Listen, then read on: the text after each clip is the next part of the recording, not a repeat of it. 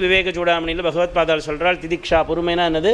சகனம் சர்வதுக்கானாம் அப்பிரதீகார பூர்வகம் சிந்தா விலாபரகிதம் சா திதிக்ஷா நிகத்தியதே. விவேக சூடாமணி சொல்கிறான், சகனம் சர்வதுக்கானாம் சகனம். எந்த துக்கம் வந்தாலும் சின்னதோ பெருசோ எல்லாத்தையும் பொறுத்துக்கோ.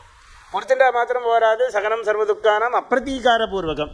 வந்த கஷ்டத்துக்கு பரிகாரம் தேடாத, பரிகாரம் தேடப்படாது. சிந்தா விலாபரகிதம். சில பேர் சொல்லுவேன், நான் யார்ட்டையுமே எந்த ஜோசியன்ட்டையும் போல எந்த பரிகாரமும் தேடலை சார், என்ன பண்ணுறது, இது வரவாழ்ட்டெல்லாம் ஏதோ கஷ்டம் வந்திருக்கு, இப்படிலாம் வந்துடுத்து, என்ன பண்ணுறது என்ன பண்ணுறது என்ன பண்ணுறது என்ன பண்ணுறது என்ன பண்ணுறதுன்னு போர்வா வரவாழ்லாம் கூப்பிட்டு உட்காத்தி வச்சுட்டு சொல்லிட்டு இருப்பான். இப்படி கஷ்டம் வந்துடுத்தேன்னு அதையே சிந்தனை பண்ணிட்டு இருப்பான். வேறு யார்ட்டையுமே தீர்வு தேடலை, ஆனால் சிந்தனை மட்டும் இருக்குது. அதுவும் இருக்கக்கூடாது, சிந்தை இருக்கக்கூடாது, விலாப்பம் இருக்கக்கூடாது. விலாப்பம்னா புலம்புறது. அப்படி பொறுமைங்கிறது எது வந்தாலும் பொறுமையாக பேசாமல் இருக்க வேண்டியதுதான்.